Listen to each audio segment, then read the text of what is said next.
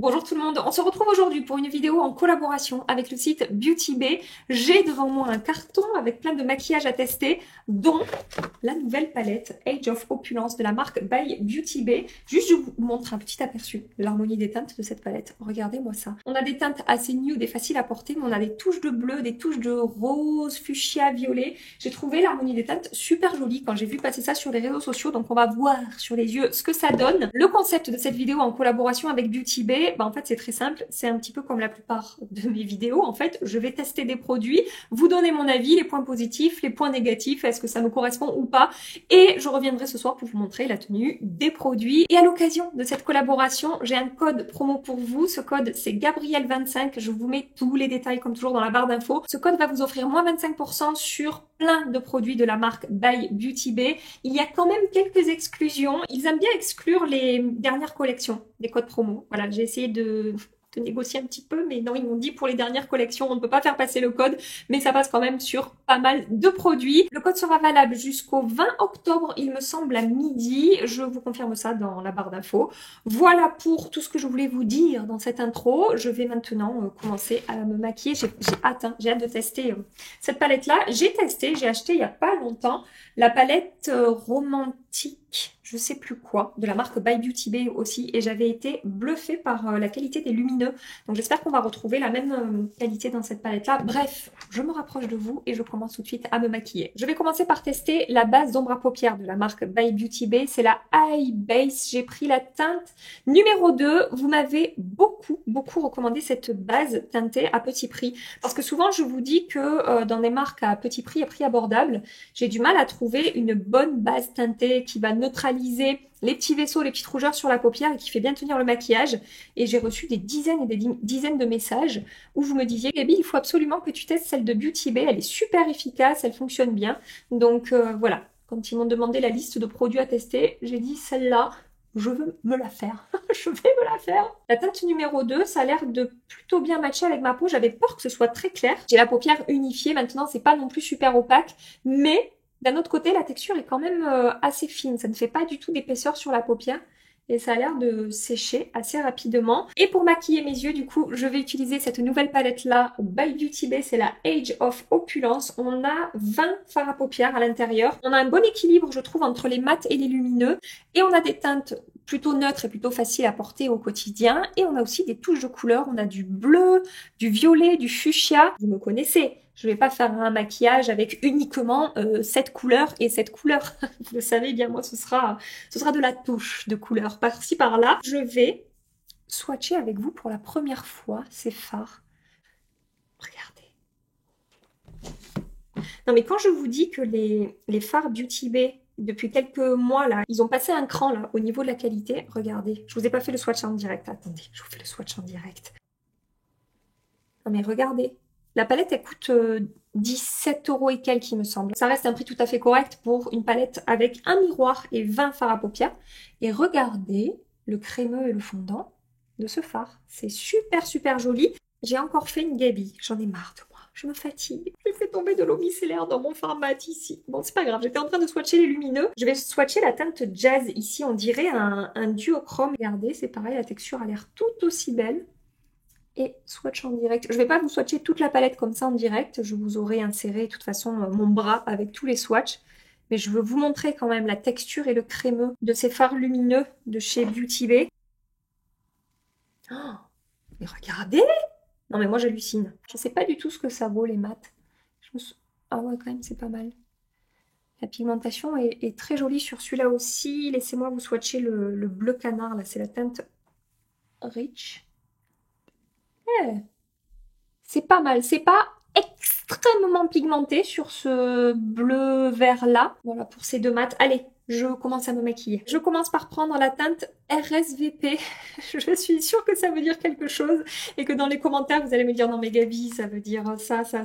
Voilà, allez-y, faites-vous plaisir. Je vais m'en servir pour poudrer ma... Waouh, si c'est pigmenté hein, pour un fard cher. Ça ressort quand même plutôt bien. Donc avec un pinceau Smashbox, c'est le All Over Shadow. Je vais l'appliquer sur toute ma paupière mobile et remonter au-dessus de mon creux. Je prends maintenant la teinte Silk Stockings. Je vais commencer à travailler un creux de paupière. Après, c'est un tout petit peu plus foncé que ma peau, cette teinte-là. Donc je ne sais pas si vous allez vraiment voir ressortir quelque chose. Ça va créer une ombre, mais ça va être quand même assez léger, je pense, par rapport à ma carnation. Je prends maintenant la teinte Prohibition. J'ai pris un pinceau M506 de chez Morphe et je vais déposer ça dans mon coin externe et remonter dans mon creux. J'ai l'impression que pour les mats, on est sur une pigmentation moyenne. C'est pas léger, ça ressort quand même correctement, mais on n'est pas sur une pigmentation non plus ultra intense. Par contre, j'ai l'impression que c'est quand même assez facile à travailler. Vous voyez, j'ai pas de difficulté à estomper les bords, à étirer la matière avec le pinceau. Donc de ce côté-là, c'est plutôt pas mal. Est-ce que vous savez que je ne sais pas du tout ce que je vais faire? Je vais prendre la teinte Speak Easy avec un petit pinceau estompeur que j'avais eu dans mes palettes Dose of Colors, qu'on trouve d'ailleurs sur Beauty Bay normalement. Je vais tracer un espèce de trait comme ça, pas un trait de liner, mais vous voyez, je fais un trait oblique sur la partie externe de mon œil. Je vais fermer en fait la partie externe de mon maquillage. Il a une jolie pigmentation ce fard, hein. C'est pas mal du tout et en même temps il reste facile à estomper je trouve. J'ai repris le pinceau avec lequel j'ai appliqué le fard Prohibition. J'ai pas repris de matière, hein. Je vais juste flouter un petit peu les bords pour que ce soit plus diffus. Ensuite je vais prendre la teinte Crush. Je vais prélever au doigt et je vais l'appliquer sur la première... Ouh, c'est joli, hein. C'est un petit peu poudreux par contre. Au niveau de la texture, faites attention si vous prenez cette palette. Essayez de ne pas prélever trop de matière pour pas que ça fasse trop de chute en fait sur vos joues. Moi, il faudra peut-être que je nettoie là. Ouais, il faudra que je nettoie. Mais par contre, la lumière de ce fard est très jolie. C'est vrai que par rapport aux autres lumineux que j'ai swatchés, voilà, on n'est pas sur le même fondant en fait. Je prends maintenant la teinte Vintage. Je dirais que c'est probablement ma teinte préférée dans la palette. Et je vais l'appliquer sur la deuxième moitié de ma paupière mobile. Ouais, rien à voir au niveau de la texture. Oh, qu'est-ce qu'il est beau ce fard. Et vous voyez, ça marque super bien. La pigmentation est bonne et tout. Je suis contente. Donc je le dépose sur la deuxième partie de ma paupière mobile. Toujours au doigt, je vais prendre la teinte Jazz. Je vais la déposer au centre de ma paupière mobile, en fait, entre Crush et Vintage. Je prends maintenant la teinte Dandy. Je la dépose dans mon coin externe.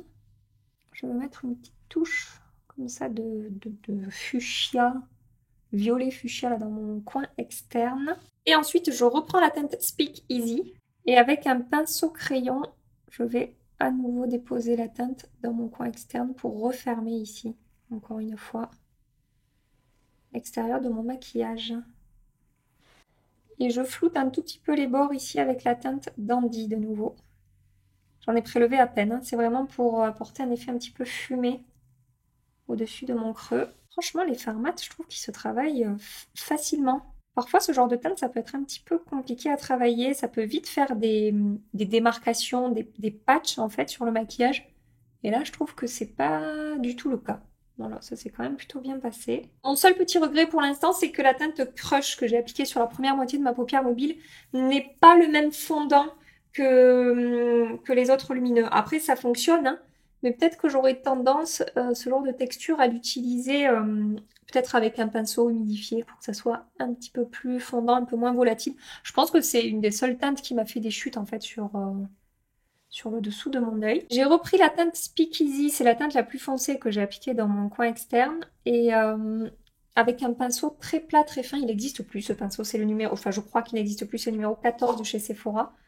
Je vais faire un trait de liner un petit peu fumé.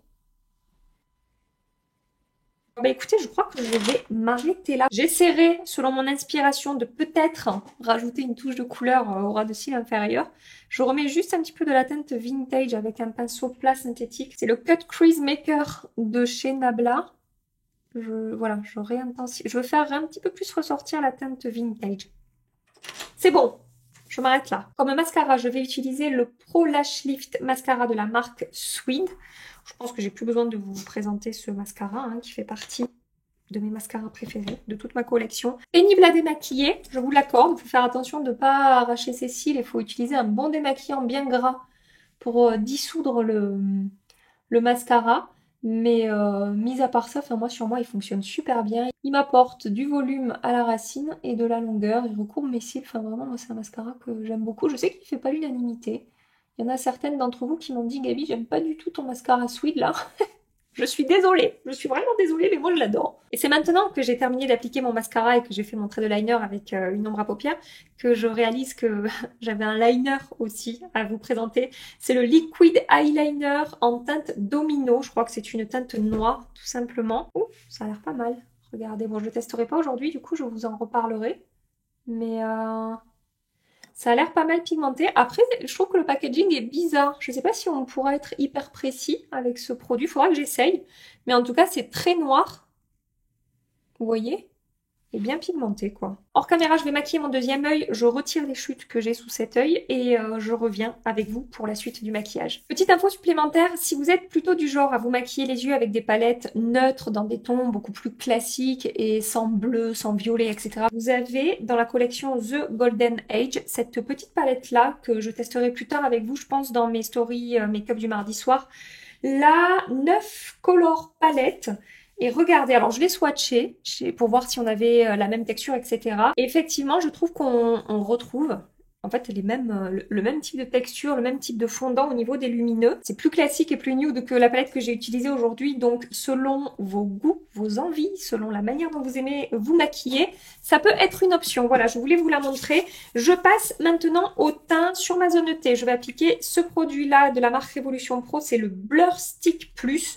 Je vous ai déjà présenté cette base qui est complètement défoncée. Je viens de me rappeler que je l'avais utilisée pour ma vidéo astuces maquillage. C'était ma vidéo dans laquelle je testais des astuces TikTok qui était particulièrement en live cette vidéo.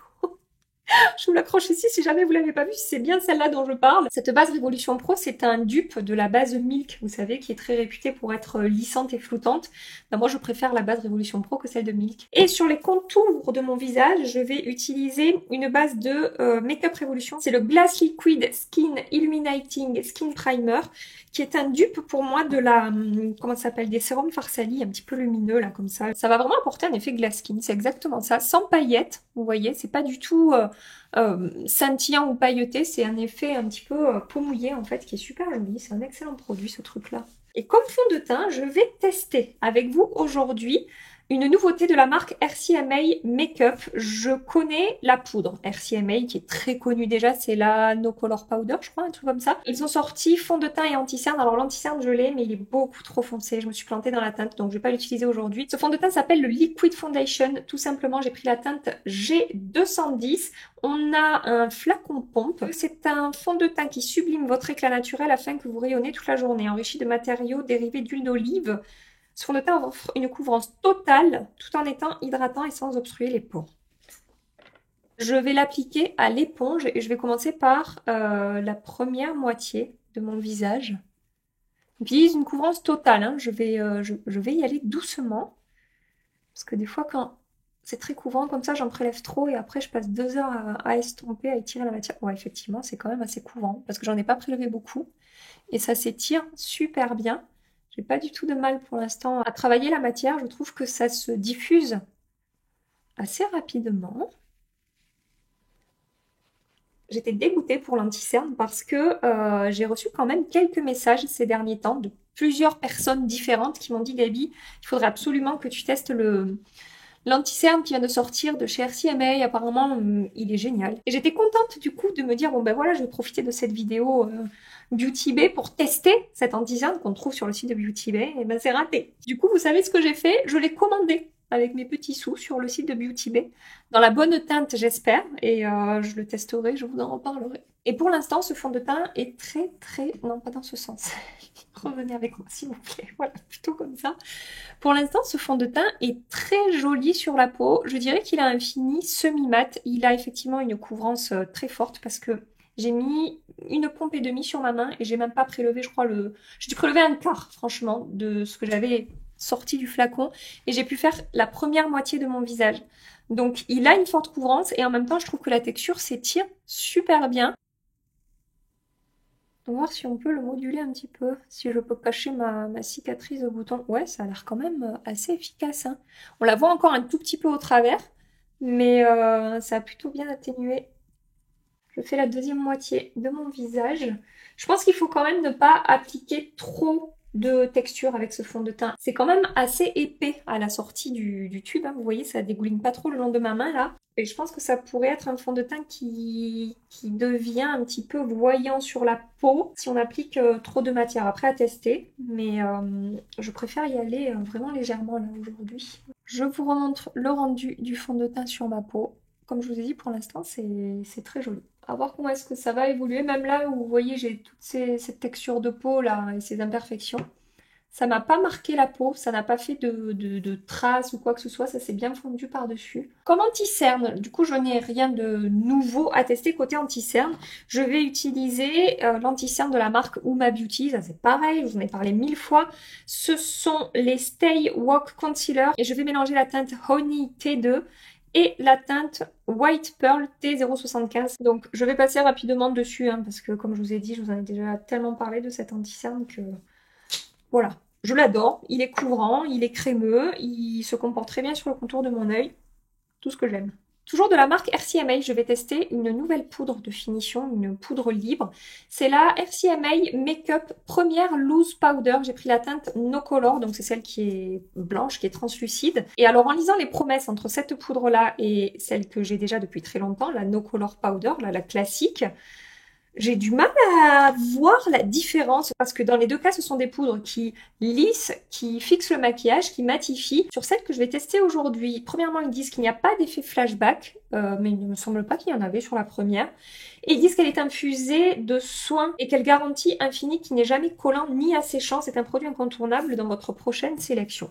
Bon, écoutez, j'adore la version classique. On va tester aujourd'hui celle-ci. Alors, je l'ai déjà ouverte, hein. C'est déjà un petit peu le bordel dans mon avis. Je vais l'appliquer à l'éponge sur ma zone T. Alors oui, je sais, je teste un fond de teint et une poudre en même temps aujourd'hui. Mais écoutez, c'est un fond de teint de la marque RCMA avec une poudre de la même marque.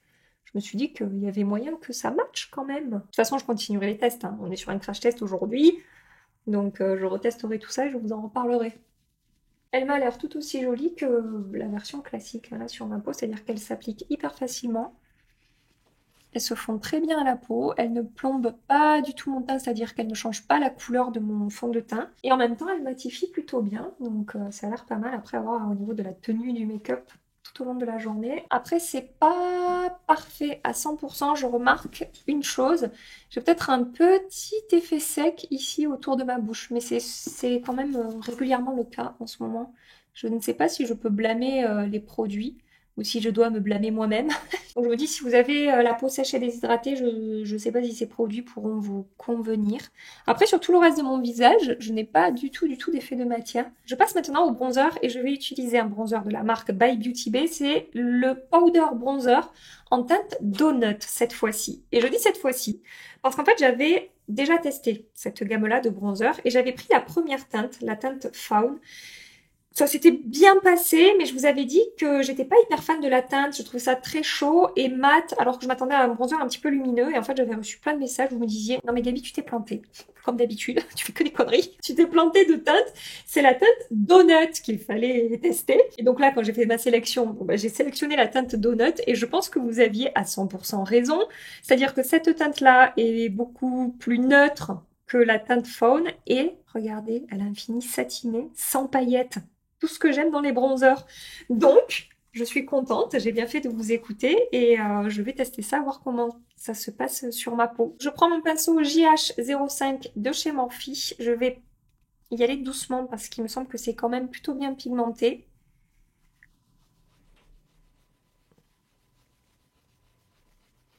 Et je...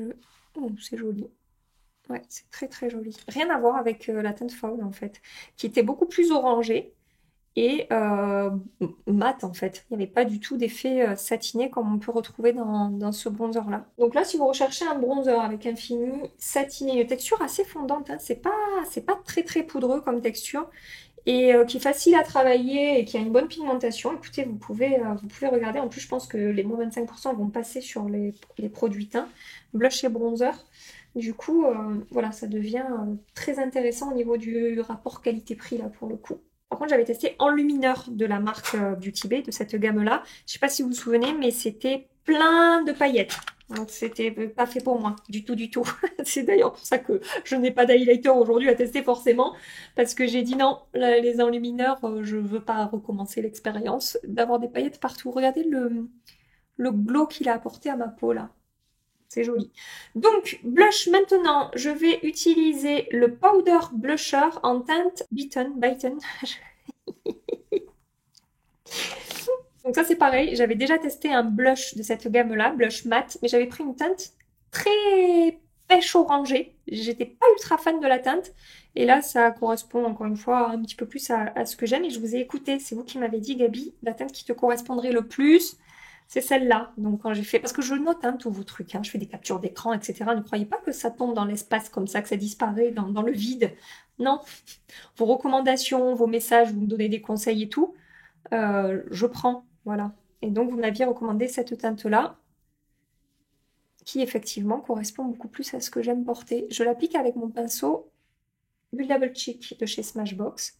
Très bonne pigmentation, hein. Regardez, j'ai construit ça quand même très très vite.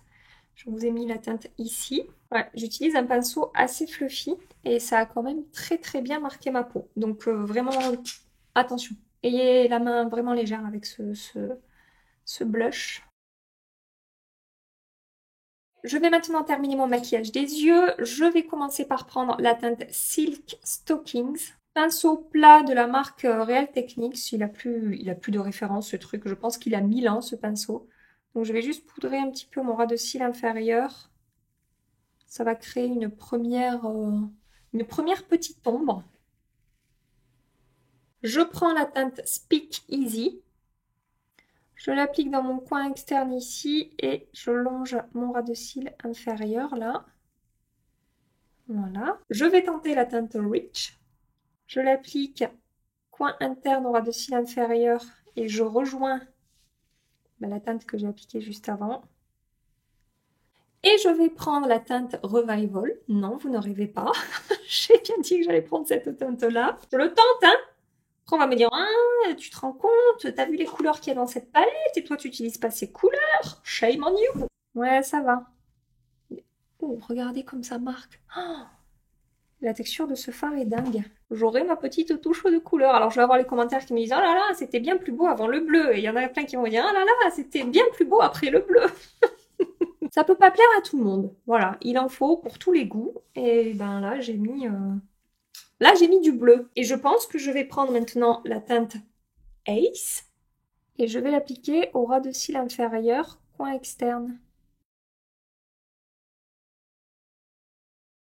Je reprends maintenant la teinte Crush et touche de lumière dans mon coin interne. Dans ma muqueuse, je vais appliquer le Flash Crayon de Linda Alberg en teinte Lévi. Pour les lèvres maintenant, je vais appliquer du nude, hein, parce qu'au bout d'un moment, ça suffit les conneries. Ils ont des kits de la marque Beauty Bay avec 4 crayons à lèvres nude et 4 gloss nude. Alors vous pouvez les acheter séparément, les crayons, hein, ou alors vous pouvez les acheter en kit comme je vous ai dit. Moi j'ai pris le kit Nude Collection Lip Liner Quad. On a donc 4 teintes. Je vais appliquer la teinte Whip. Je vous ai mis la teinte ici. J'ai déjà testé ces crayons Beauty Bay, hein. Ça fait un moment que je les ai dans ma collection. Et ce sont, encore une fois, des crayons avec un bon rapport qualité-prix. Pas les plus crémeux et les plus glissants sur les lèvres que j'ai dans ma collection. Mais ça fonctionne quand même, hein. Ce ne sont pas de mauvais crayons du tout. J'aime beaucoup, beaucoup cette teinte sur ma carnation. Limite, je pourrais porter que ce crayon. Je vais pas m'arrêter là, mais c'est vraiment très joli. Et donc, pigmentation tout à fait correcte, facile à appliquer et ils ont une bonne tenue. Voilà. Et ensuite, pour les glosses, donc c'est pareil, on a un kit de 4 glosses et vous avez plusieurs kits avec, je pense, des déclinaisons de teintes différentes. Et vous pouvez aussi les acheter séparément. Le kit que j'ai pris, c'est le Nude Collection Lip Gloss Quad. Je vais appliquer la teinte Sleepers. Je vous en ai déjà parlé de ce gloss, je l'avais déjà dans ma collection. Et ce sont de jolis gloss, les gloss Beauty Bay. J'avais bien aimé. Ce ne sont pas les gloss les plus brillants et les plus glossy que j'ai.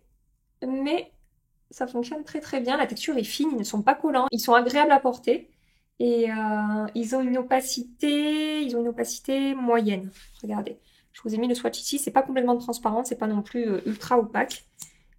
Et ce sont de bons gloss, encore une fois avec un bon rapport qualité-prix. Et j'ai terminé ce maquillage. Je vous montre une dernière fois le rendu de plus près, que ce soit sur les yeux ou sur le teint. Attendez, je vais juste checker comment est-ce qu'a évolué. Ouais, ça me fait sec un petit peu ici et ici. Je pense que c'est le fond de teint qui fait ça. Sur le reste de mon visage, ça va, mais je pense qu'en fin de journée, je reviens tout à l'heure, hein, mais ça m'étonnerait pas que ça se soit un petit peu amplifié. Je vous montre également le rendu dézoomé pour que vous puissiez voir ce make-up d'un petit peu plus loin, avoir une vue d'ensemble. Et donc, je vous donne rendez-vous ce soir pour voir si ça a bien tenu. Ça fait plus de 8 heures que j'ai appliqué le maquillage. Je n'ai pas fait de retouche et point très positif par rapport à mon teint. Regardez mes brillances. Je brille un tout petit peu sur le front, mais je n'ai même pas besoin de faire une retouche en fait. Sur mes ailes du nez, je ne brille pas, mon nez non plus, mon menton non plus. Je suis vraiment surprise de voir que je ne brille pas plus que ça. Et ensuite, au niveau de l'effet de matière que j'avais autour de la bouche quand je vous ai quitté ce matin, ça s'est quand même un petit peu amplifié. Il faudra que je reteste le fond de teint, peut-être avec une base différente, peut-être avec ma base Gucci en dessous. C'est léger. Franchement, j'ai des fonds de teint qui ont beaucoup plus marqué ma peau que ça. C'est pas une catastrophe. Mais j'ai un petit peu d'effet de matière comme ça sur mon menton. Ici, en même temps, comme je vous dis, c'est une zone un petit peu compliqué en ce moment pour moi, donc je ne suis pas non plus très très étonnée. J'ai aussi un petit peu d'effet de matière ici sur mes ailes du nez. Je ne sais pas si vous pourrez le voir, c'est léger, mais voilà, après quand je me regarde dans un miroir, je trouve que le résultat est quand même tout à fait correct. Bronzer et blush, ça a super bien tenu. Donc là, franchement, pour le coup, autant les premières teintes que j'avais testées, comme je vous ai dit, bah, j'étais pas genre emballée. Là, pour ces deux teintes-là, pour des produits tout petit prix, je suis très contente de voir le résultat en fin de journée. Concernant le maquillage des yeux, je suis contente aussi de voir que ça n'a absolument pas bougé parce qu'avec ces textures très crémeuses comme ça, sur des fards lumineux, si on n'a pas une bonne base en dessous, ça peut avoir tendance à bouger un petit peu. Je vous avoue que j'avais un petit peu peur et en fait, vraiment, c'est resté complètement en place. Je n'ai pas de chute sur le contour de mes yeux. Ça veut dire que cette base-là de chez Beauty Bay, comme vous me l'aviez dit, je sais, je sais que vous m'aviez prévenu, elle est vraiment très efficace, ça s'est très bien passé. Et pour la palette, bah écoutez, ça veut dire que les fards quand même sont de bonne qualité et ont bien tenu par-dessus la base, donc c'est très positif de ce côté-là aussi. Globalement, je suis quand même contente du rendu de mon maquillage en fin de journée, c'est très positif.